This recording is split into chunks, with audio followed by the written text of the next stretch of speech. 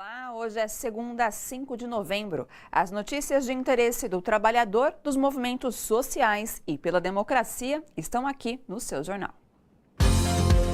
Centrais sindicais intensificam a luta contra a reforma da Previdência, que voltou à pauta após a eleição de Jair Bolsonaro. Direitos Humanos do Senado debate os desafios para a oferta de aprendizagem a cerca de 33 milhões de jovens brasileiros. Entre as barreiras que precisam ser dribladas, a reforma trabalhista. Em São Paulo, sindicatos de professores de escolas públicas e particulares se organizam para combater a censura e o assédio aos professores em sala de aula, promovidos por apoiadores do projeto Escola Sem Partido. No mês da consciência negra, a Universidade Federal do ABC em São Bernardo do Campo discute cotas e bolsas de estudos para negros na pós-graduação. No Rio de Janeiro, um projeto de lei dá mais segurança para ambulantes que trabalham com comida nas ruas.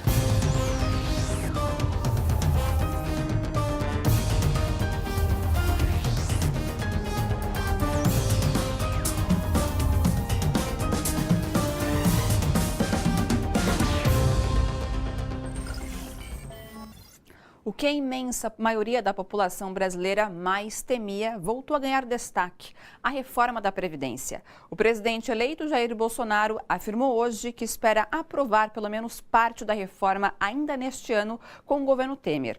Em entrevista à TV Aparecida, um dos pontos definidos por Bolsonaro foi a mudança na idade mínima para se aposentar. Centrais sindicais já se reuniram para intensificar a luta contra qualquer reforma da Previdência que prejudique os trabalhadores. Veja na reportagem de Leandro Chaves. Se não fizermos hoje uma readequação previdenciária, você vai ter prejuízo. O discurso já não é novidade para ninguém. Ao longo do ano foram várias tentativas do governo Temer de aprovar a reforma da Previdência.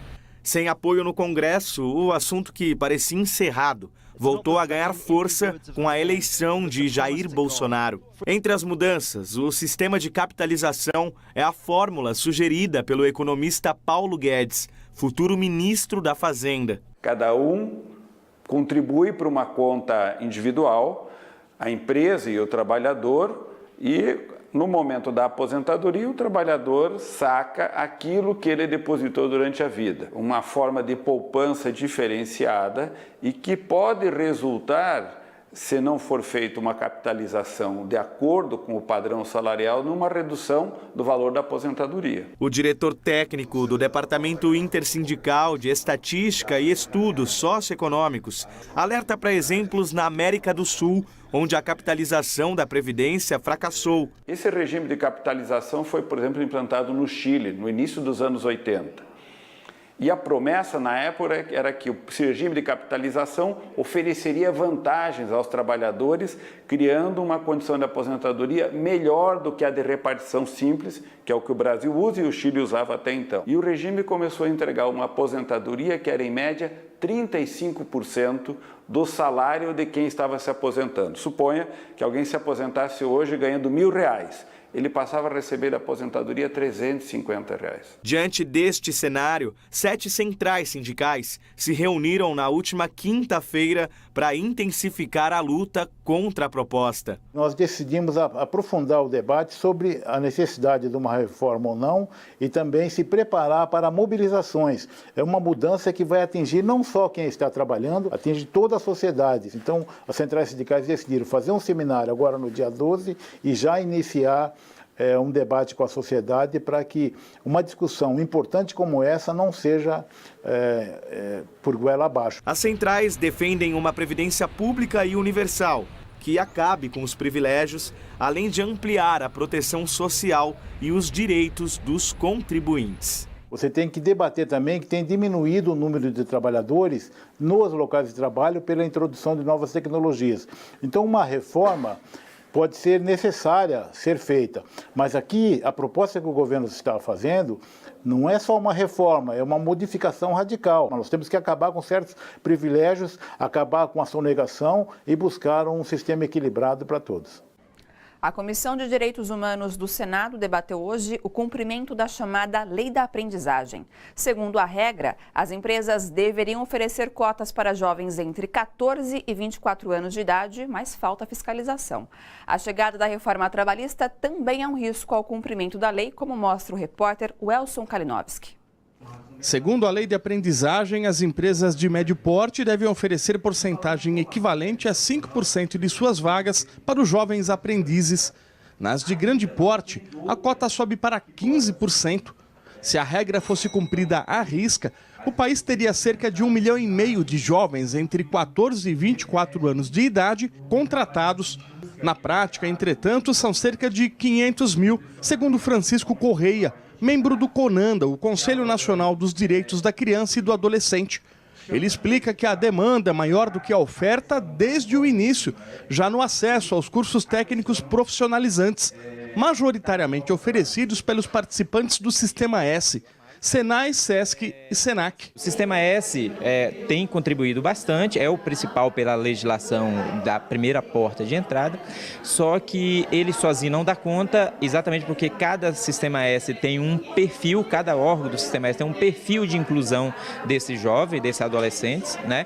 E aí você tem uma válvula de escape, que são as outras entidades qualificadoras, que são as entidades sem fins lucrativos, agora as escolas técnicas também. Segundo os dados do Ministério do Trabalho, as empresas deveriam manter os jovens por pelo menos 2 anos, mas a metade é dispensada antes deste período. Números de 2016 mostram ainda que apenas 43% dos jovens aprendizes são aproveitados no mercado formal após o desligamento do programa.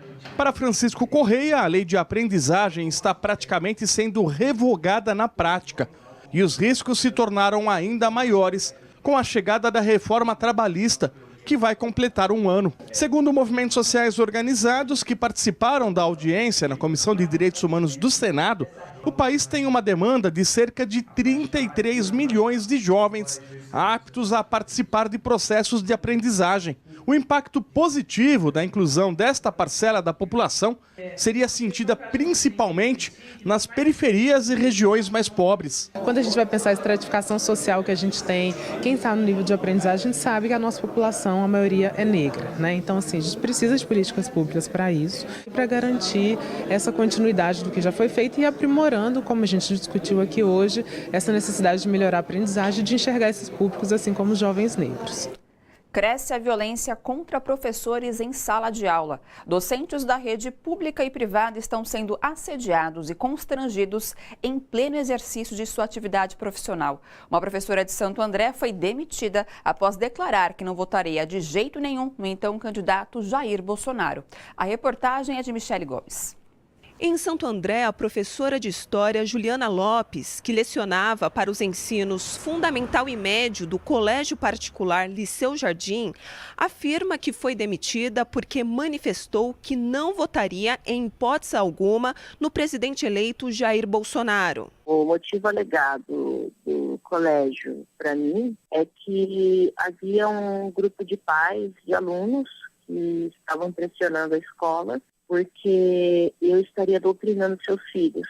Por conta disso, pressionados, a escola acabou me demitindo, alegando inclusive que era para minha própria proteção, porque alguns pais me ameaçavam de me processar por aliciamento e coisas desse tipo. Professora há 3 anos no colégio, Juliana afirmou que ficou surpresa com a atitude da direção. Nesses 3 anos, nós conseguimos desenvolver um trabalho muito bacana com os alunos, desenvolvendo sua capacidade de pensamento crítico, analítico, sempre mostrando para eles em sala de aula a existência do contraditório. E sempre recebi elogios dos alunos e da direção pelo meu trabalho. O presidente da Federação dos Professores do Estado de São Paulo se reuniu com a direção do Instituto Vladimir Herzog para fortalecer a resistência contra os ataques à liberdade de expressão e à liberdade de cátedra, ou seja, liberdade para ensinar. Direitos garantidos na Constituição Federal. Estamos no mesmo barco, vamos dizer assim, de respeito aos direitos humanos, de respeitar todas as atividades, os segmentos, os que compõem a relação ensino-aprendizagem, escolas, professores, famílias, alunos e principalmente a autonomia e a liberdade de cátedra. Nós acreditamos que a educação ela é fundamental para que a gente possa construir um país fundado em valores do respeito, nos valores da valorização da diversidade, nos valores da solidariedade e da plena liberdade de criação, de expressão, enfim. A presidenta da APEOESP, o Sindicato dos Professores da Rede Estadual de São Paulo, alerta que esse movimento de censura e perseguição aos professores começou em 2014 com a tramitação do projeto de lei Escola Sem Partido no Congresso Nacional. Não é uma luta para eu poder ensinar partido A, B, C, D ou E. Não, eu quero que o meu aluno aprenda tudo. E os professores assim o querem, que é uma farsa essa escola sem partido. Os educadores alertam que a liberdade de cátedra é um pilar fundamental da democracia que será defendido com organização, resistência e muito diálogo com pais e alunos. Nós também vamos fazer uma campanha de disputa mesmo. Uma disputa com os pais. Nós vamos conversar com os pais. Nós vamos chamar os espaços democráticos e dizer para os pais o seguinte: nós queremos ensinar. Vocês confiem em nós. Quem é que ficou com vocês? Quem é que fica com seus filhos? 200 dias letivos. Somos nós. A Petrobras elevará amanhã em 8,5% o preço médio do botijão de gás de cozinha de 13 quilos, que passará a custar para as distribuidoras R$ 25,07. O preço estava congelado desde julho. Com o novo aumento, o botijão acumulará alta de 69 centavos, o que equivale a 2,8% desde janeiro, quando passou a ter reajustes trimestrais. Para o consumidor, o preço do botijão de 13 quilos custa hoje cerca de R$ 70. Veja agora outros assuntos que foram destaque nesta segunda-feira. Fundo das Nações Unidas para a Infância alerta que a guerra transformou o Iêmen em um inferno para as crianças ameaçadas de fome. Segundo a ONU, a cada 10 minutos uma criança morre no país. O governo do Iêmen, com apoio da Arábia Saudita, combate os rebeldes Houthis. Desde 2015, o conflito já provocou a morte de quase 10 mil pessoas, a maioria civis. Primeira caravana com cerca de 1.000 imigrantes da América Central rumo aos Estados Unidos chega à cidade do México e está alojada em um estádio de futebol. Desde meados de outubro, milhares de imigrantes pobres, hondurenhos, salvadorenhos e guatemaltecos caminham em direção ao território americano. O presidente Donald Trump posicionou milhares de soldados na fronteira para impedir a entrada dos imigrantes. El Chapo, um dos maiores traficantes de drogas do mundo, começa a ser julgado em Nova York, nos Estados Unidos. O julgamento deve durar até 4 meses. O mexicano é acusado de traficar mais de 155 toneladas de cocaína para os Estados Unidos. El Chapo também é suspeito de ser o mandante de uma série de assassinatos e sequestros, além de lavagem de dinheiro e posse de armas. Sobe para 30 o número de mortos em consequência dos temporais que atingem a Itália há uma semana. Na madrugada de ontem, as tempestades e o transbordamento de vários rios causaram a morte de 12 pessoas, incluindo 9 da mesma família na Sicília, no sul do país. No norte, em Veneza, famosa por seus canais, autoridades afirmam que 75% da cidade está debaixo d'água.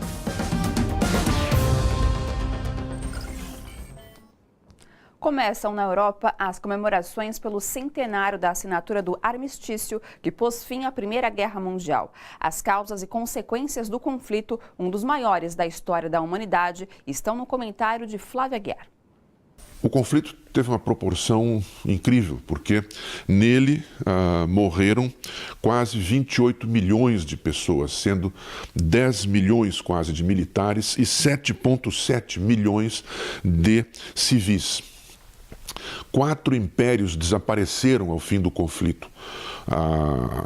O Império Alemão, o Império Otomano, não é? E também o Império Austro-Húngaro, além do Império Russo, que abriu caminho para a então futura e hoje passada União Soviética. Foi um conflito, portanto, que redesenhou o mapa geopolítico da Terra, levou inclusive à fundação da Liga das Nações e é apontado também como estando na raiz da própria Segunda Guerra Mundial, com a desorganização econômica da Alemanha provocada pelas dívidas que a Alemanha teve que pagar, não é? E também pelas condições do armistício que foram consideradas humilhantes para este país. As comemorações principais serão realizadas em Paris, sendo o presidente Emmanuel Macron o anfitrião, e na conferência de abertura falará a chanceler alemã Angela Merkel. Falará também, nessa ocasião, o secretário-geral da ONU, Antônio Guterres. Não haverá comemoração militar, não vai haver desfile militar, lembrando, enfim, que trata-se de comemorar justamente um armistício de paz. Está sendo muito esperado também o encontro lá do presidente Trump, que virá às comemorações, e também do presidente Putin, da Rússia, que deverão discutir a questão da Síria e também a questão das sanções econômicas que estão sendo retomadas pelos Estados Unidos em relação ao Irã, coisa que a Rússia se nega a fazer, não é? E isso também vai trazer novas tensões na relação entre os dois países, porque os Estados Unidos ameaçam sempre tomar sanções contra empresas e países que continuem negociando com o Irã, não é? Embora os países que assinaram o acordo, além dos Estados Unidos, sobre o programa nuclear daquele país, dizem que vão manter, né, a perspectiva do acordo. Também vai haver um encontro entre o presidente Trump e o presidente Tayyip Erdogan, da Turquia, onde será discutido certamente o caso do assassinato do jornalista Jamal Khashoggi, né, que foi feito no consulado da Arábia Saudita em Istambul, na Turquia. E, igualmente, o presidente Erdogan e o presidente Putin vão discutir, naturalmente, a questão da Síria. Portanto, trata-se de uma comemoração que não só vai relembrar o passado, mas que vai ser ou pode ser decisiva também para abrir portas ou fechar portas de uma futura pacificação. Flávia Guiar, para a TVT, direto de Berlim. A decisão do juiz Sérgio Moro de entrar de férias de suas funções para montar a equipe do ministério que comandará no governo Bolsonaro é uma agressão à Constituição. A opinião é dos juristas Pedro Serrano e Lênio Streck. Eles destacam que um juiz só pode aceitar um cargo político no Poder Executivo se antes pedir exoneração. Em artigo na publicação Consultor Jurídico, Serrano e Streck observam que a montagem de ministério constitui atividade tipicamente político-partidária totalmente estranha à magistratura. Os juristas apelam ao Conselho Nacional de Justiça para que analise o caso. E daqui a pouco, advogados pedem anulação de processo contra o ex-presidente Lula. A gente volta já.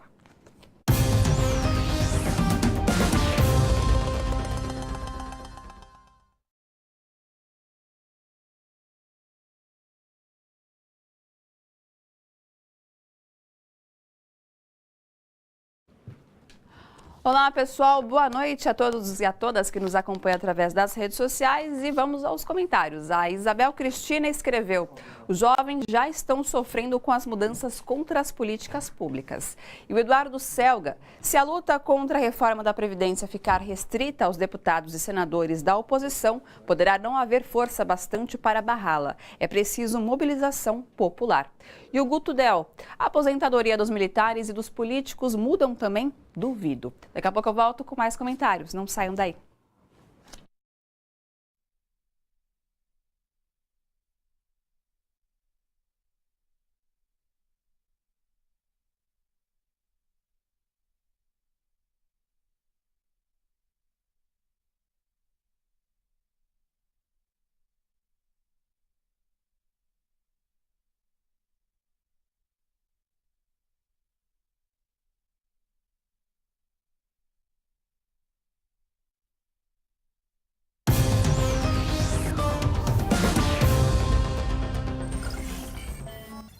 Atualmente, o comércio informal é responsável por 8% do PIB nacional. No Rio de Janeiro, uma reivindicação antiga dos camelôs foi aprovada. A reportagem é de Viviane Nascimento. Entre licenciados e informais, eles são cerca de 70 mil trabalhadores na cidade do Rio. Os ambulantes movimentam a economia e crescem em número em tempos de crise. A categoria agora conseguiu uma importante vitória, com a aprovação na Câmara Municipal de um projeto de lei que regulariza os depósitos que guardam equipamentos e mantimentos dos que trabalham com gêneros alimentícios. Esse projeto de lei, que virou lei agora, que nós aprovamos, ele garante que a Prefeitura tem que proporcionar depósitos públicos ou depósitos que alguém construa de acordo com os parâmetros que a Prefeitura disser que são os necessários. E aí o camelô vai colocar a sua carrocinha num depósito oficial. José Mauro trabalha há 8 anos vendendo tapioca e crepe no centro e mora na Zona Norte. Ele conta que a cada apreensão de carrinhos, o ambulante fica em média 40 dias sem trabalhar. E todos os mantimentos são perdidos. Tem como eu sair daqui, eu moro em Irajá, pegar minha carroça, dobrar ela em pedacinhos, colocar no bolso e levar para Irajá. É dever do poder público dar legalidade ao depósito, dar segurança para os que estão dentro do depósito. E essa legalidade e essa segurança só vem através do Legislativo e do Executivo. Dar legalidade para a Prefeitura também fiscalizar, fica ainda melhor, porque aí ela passa a transmitir uma coisa mais segura para o consumidor. Não, esse depósito é legalizado, esse depósito é fiscalizado pela Prefeitura, então o consumidor pode comer o alimento preparado nesse depósito com segurança. O texto aprovado menciona a necessidade de laudos da Vigilância Sanitária e do Corpo de Bombeiros para o funcionamento dos depósitos. As demais regulamentações dependem da Prefeitura. Ela vai dizer, por exemplo, eu quero a parede azulejada lá em cima. Eu quero freezers que estejam com validade até 5 anos, 10 anos, para não ficar aquela coisa velha e caquética, estragada. A Prefeitura vai dizer na sua regulamentação. Eu quero o laudo do Corpo de Bombeiro dizendo que é seguro que aquele espaço ali acomode botijões de gás. A Prefeitura vai dizer isso na regulamentação, embora a lei já aponte para essa necessidade. Depois de aprovado na Câmara, o projeto segue para a sanção do prefeito Marcelo Crivella. Mas se depender da disposição e da organização dos ambulantes para pressionar, essa é uma lei que não ficará só no papel. Os camelôs já estão montando uma comissão para falarmos com alguns vereadores do Legislativo, para marcarmos uma reunião com o Executivo, para que junto venhamos a pedir rapidez no sancionamento da lei para vir a ser cumprida, para que não venha a demorar 120 dias, 200 dias ou até 1 ano e nunca venha a ser da legalidade ao projeto, né? O embaixador da República Popular da China no Brasil, Li Jinsang, se reuniu hoje com o presidente eleito Jair Bolsonaro. A visita ocorreu após vários sinais do novo governo de aproximação com os Estados Unidos e afastamento da China, o maior parceiro comercial do Brasil, responsável por quase metade do superávit brasileiro, 32 bilhões de dólares em 2017. E para falar sobre como o governo eleito deverá se relacionar com o mundo, eu vou conversar com Igor Fuser, professor de Relações Internacionais da Universidade Federal do ABC. Boa noite, professor. Seja bem-vindo mais uma vez aqui no seu jornal. Boa noite, obrigado. Bom, então vamos começar a falar sobre essa questão, desse afastamento da China, mas antes eu gostaria que o senhor falasse. O governo Bolsonaro ainda não tomou posse, mas já foi muito questionado algumas declarações que ele mesmo fez, durante sua campanha e agora depois que foi eleito. E como a gente pode analisar, professor, estes primeiros passos?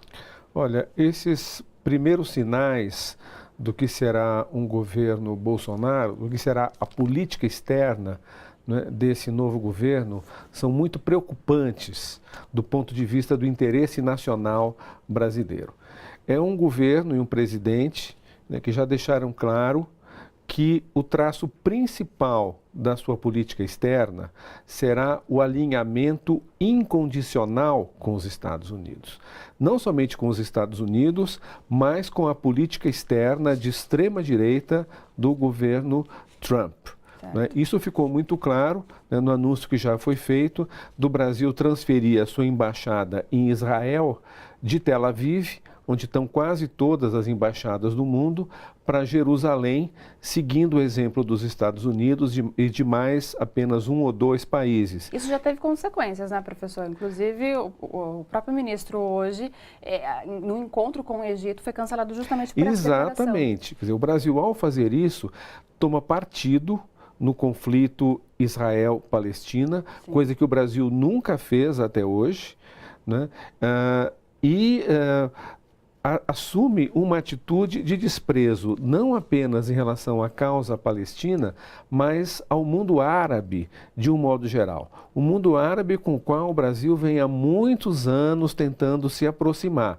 O resultado a gente viu, né, o Egito acaba de cancelar uma visita do atual chanceler, Aloysio Nunes Ferreira, em protesto contra essa intenção do governo. Isso é um pequeno sinal do que nos aguarda. E tem a questão da China, que você mencionou, né? A China é o nosso parceiro comercial mais importante, né? É em muitos aspectos a principal potência do mundo, porque é uma potência que está em expansão, enquanto os Estados Unidos estão em declínio econômico. Né? Mas o Brasil escolheu o alinhamento incondicional com os Estados Unidos.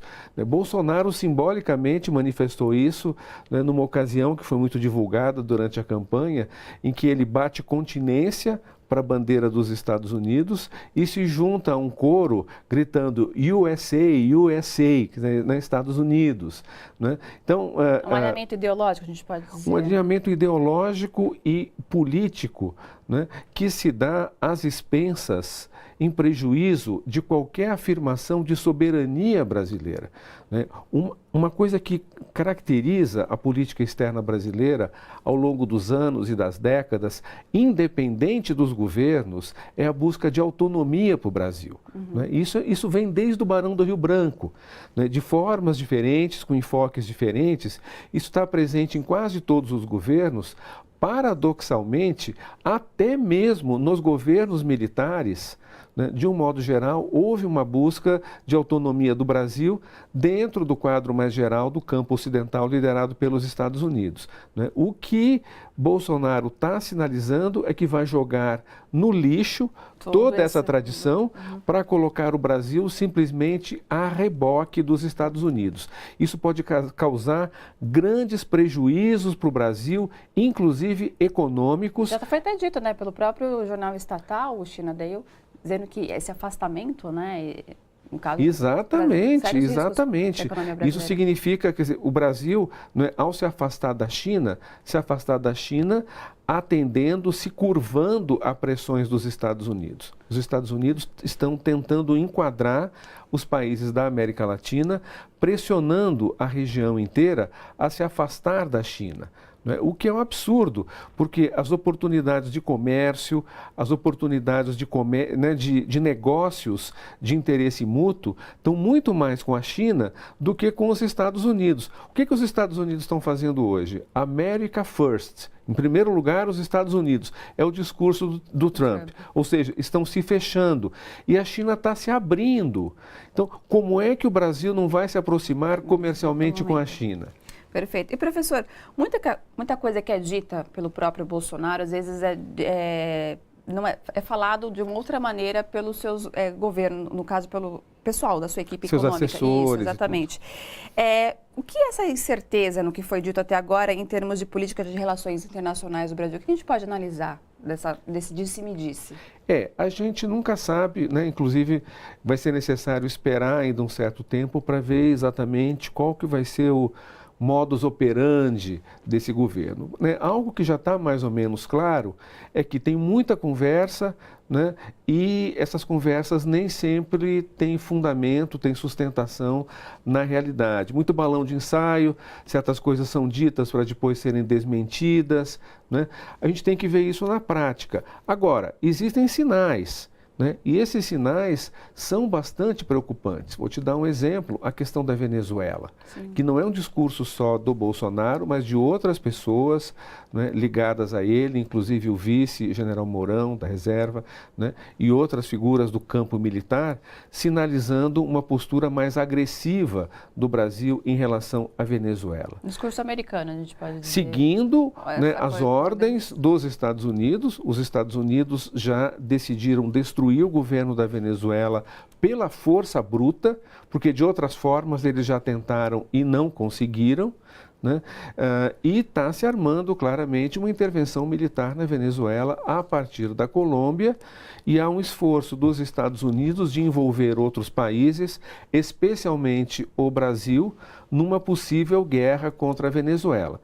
Se vai haver essa guerra ou não, não sabemos. Se vai ser apenas uma pressão militar, uma ameaça de guerra, né? Isso a gente não está claro, isso está na cabeça dos estrategistas. Agora, isso vai mais uma vez contra toda a tradição da política externa brasileira desde o Império.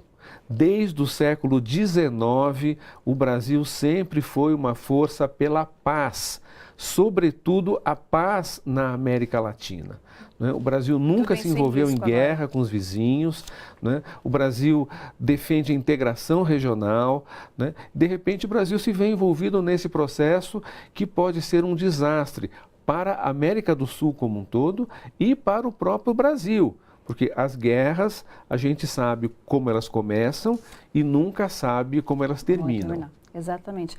Professor, obrigada, viu, pela sua participação mais uma vez, pelas explicações também, por essa aula, né? As portas sempre abertas aqui do seu jornal. É sempre um prazer vir aqui. Obrigada mais uma vez. E veja agora como fica o tempo nesta terça-feira em São Paulo e outras cidades.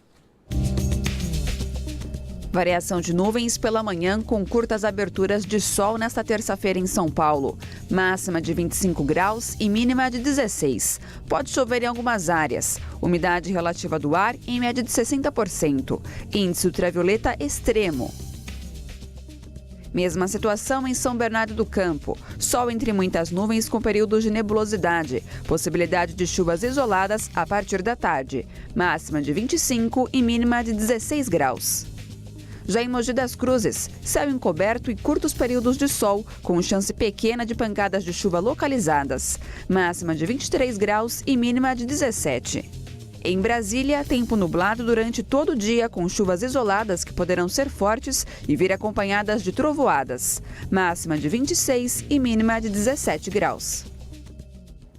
Depois do intervalo, defesa pede liberdade de Lula por conta da parcialidade do juiz Moro. A gente volta já.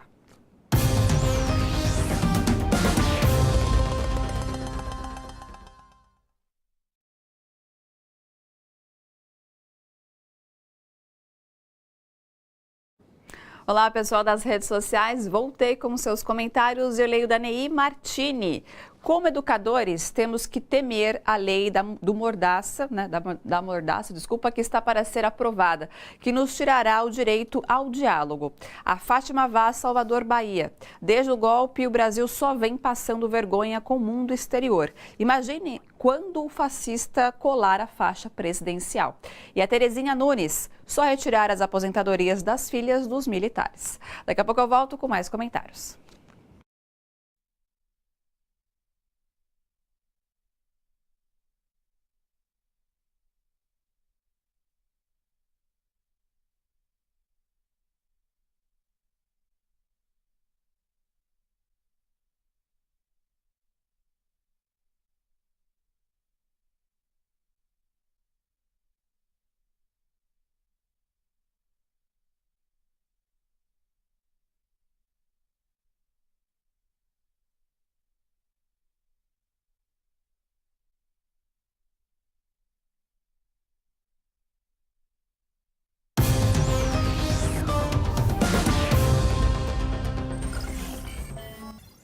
Nesta semana, início do mês da consciência negra, a UFABC, Universidade Federal do ABC, em São Bernardo do Campo, realiza a Semana da Consciência Negra. O repórter Jomiag acompanhou a abertura do evento, que debateu a importância de políticas de cotas para negros em cursos de pós-graduação.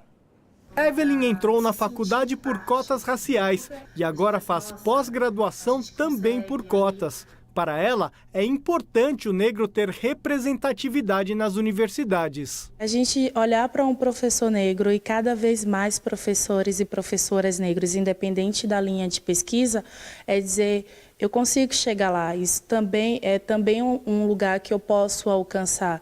É abrir margem para onde podemos ocupar. De 2001 a 2013, a quantidade de negros na pós-graduação aumentou de 48 mil para 112 mil, mas mesmo assim são apenas 30% dos alunos.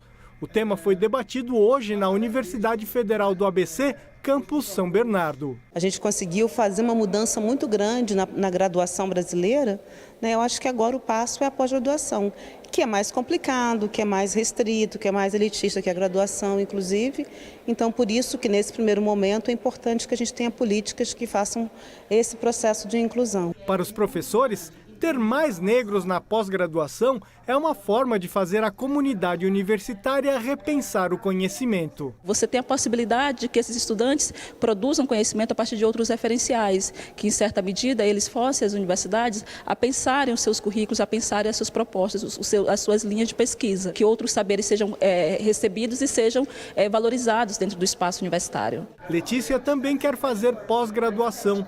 Para ela, ver negros no mestrado, no doutorado ou como professores universitários é estimulante. Questão de representatividade, né? Por exemplo, você vê professores brancos, quando você vê um doutor negro, você já vê que você pensa em poder alcançar aquele lugar. Para os negros, defender cotas raciais não é vitimismo, mas uma questão de reparação histórica pela escravidão e uma forma de promover igualdade social. O que a gente tem no Brasil hoje é uma produção de conhecimento que é majoritariamente masculina e branca, né? Só que esse lugar não é tomado como um lugar racializado, nem um lugar de gênero, mas né? Então acho que a gente precisa, porque as nossas experiências, nossa forma de ver o mundo, a maneira como a gente interage, muda muito o processo de conhecimento. O próximo governo é uma preocupação para os negros.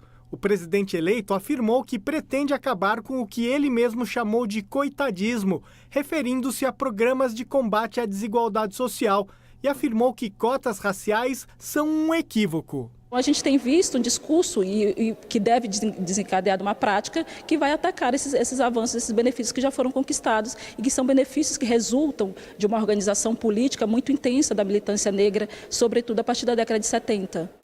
Em palestra sobre os 30 anos da Constituição, a ministra Carmen Lúcia, do Supremo Tribunal Federal, advertiu que a sociedade não deve recuar de direitos sociais conquistados.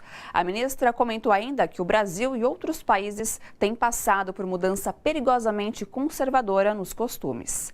A tendência na humanidade é de direitos sociais que são conquistados. A gente não recua, afirmou a ministra. A defesa de Lula entrou com recurso no Supremo Tribunal Federal que pede a liberdade do ex-presidente e a anulação do processo do triplex do Guarujá. Os advogados acusam Moro de perda de imparcialidade a partir da nomeação dele para o Ministério da Justiça. O pedido tem caráter liminar. Se for aceito, Lula poderá ser solto imediatamente. Os advogados argumentam que Moro foi parcial no processo do triplex que condenou Lula a 12 anos de prisão. A defesa também pede que os efeitos do recurso atinjam as outras duas ações em que ele é réu na Justiça Federal do Paraná. A do terreno para o Instituto Lula e a do sítio de Atibaia. E há 3 anos, Mariana era o cenário do maior desastre ambiental do Brasil.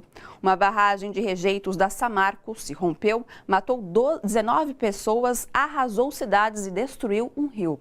Hoje, dos 42 programas de reparação do desastre, apenas um está dentro do cronograma. A reportagem é da Rede Minas. Sandra atualmente mora nesta casa, alugada pela mineradora, bem próxima ao centro de Mariana. Ela faz coxinhas para vender numa feira na cidade, o que garante a sobrevivência dela e da filha, Ana Amélia, de apenas 3 anos. Um pequeno adiantamento da indenização final, que ainda não saiu, garantiu que ela continuasse a trabalhar. Hoje eu devo à empresa R$20 mil, vai ser descontado na minha indenização. 3 anos e nada de indenização até hoje. Você não sabe o valor dessa indenização? Não tenho a mínima ideia, só sei o valor da minha conta com a empresa. Na sala, a lembrança de um negócio próspero, a do restaurante que recebia muitos turistas na aprazível Bento Rodrigues.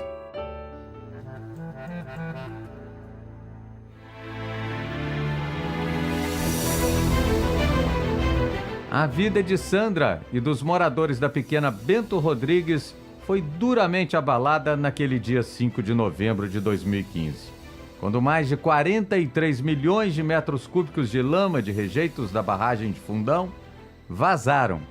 O maior desastre ambiental que se tem notícia no país matou 19 pessoas, arrasou distritos atingiu cidades e afetou profundamente o ecossistema na bacia e no curso do Rio Doce, onde vivem mais de 500 mil pessoas. Até a Foz, no Espírito Santo, no Oceano Atlântico, a lama percorreu ao todo mais de 800 quilômetros.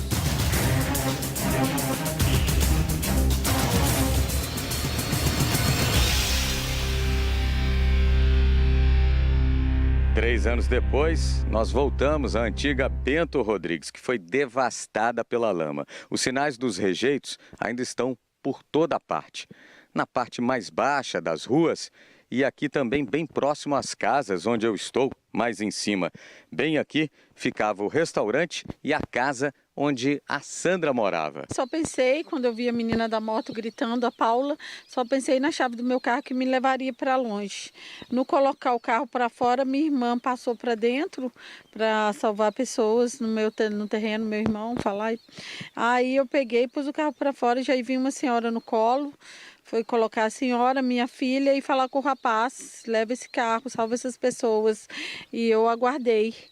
Aí depois meu carro foi embora, minha irmã encontrou comigo daí a pouco, aqui na rua, estava gritando. Aí eu falei com ela, vou pegar meus documentos. Ela falou assim, não vai não, não tem tempo. Aí nós saímos correndo. Ao lado da casa e do restaurante dela ficava a Capela de São Bento, de quase 300 anos. História também arrasada pela lama. Na antiga Bento, em ruínas, moradores hoje participam de visitas técnicas para que sejam estipulados os valores das indenizações e que eles tenham casas reconstruídas em outro local. A nova Bento Rodrigues começou a ser construída este ano. Fica numa área de 100 hectares, a 10 quilômetros do centro de Mariana. Na área conhecida por Lavoura, onde ficava uma reserva de eucaliptos, vão ser assentadas 260 famílias. Aqui tudo deverá ser feito nos mesmos moldes da antiga Bento, mas bem mais longe, fora do perigo e do alcance de um novo rompimento. A previsão é que as obras sejam concluídas em agosto de 2020. São prazos que o Ministério Público Federal está de olho para que sejam cumpridos e executados dentro do previsto. Mas dos 42 programas de reparação dos danos causados pelo desastre, apenas um está dentro do cronograma, de acordo com o Ministério Público Federal. Você tem atraso na questão dos cadastramentos dos atingidos e das indenizações dos atingidos. Você tem atraso nos reassentamentos de populações. O caso de Bento é mais paradigmático, mas as pessoas esquecem que também existe atingidos em Barra Longa, que precisam de reassentamentos. Enfim, a questão dos pescadores também. Nós temos um programa em atraso, programa de reparação de APPs, que são áreas de preservação permanente, também em atraso. Um desastre que gera cifras bilionárias. A Fundação Renova, que foi criada por meio de um termo de ajustamento de conduta junto ao Ministério Público, informou que dos 11,3 bilhões previstos, já destinou até agora 4,4 bilhões em ações de reparação aos danos causados pelo desastre. Mais de 1 bilhão e 200 milhões foram pagos em indenizações por danos pessoais e materiais, num total de mais de 7.500 indenizações. Uma tragédia que a cada ano sempre traz novos questionamentos, como o de comunidades que se dizem atingidas e ainda não foram reconhecidas.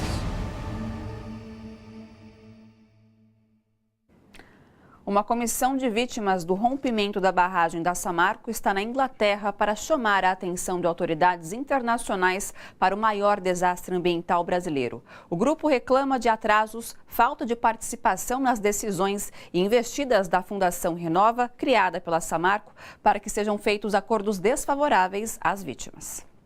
E o seu jornal fica por aqui. Boa noite a todos e a todas. Até amanhã e a luta continua.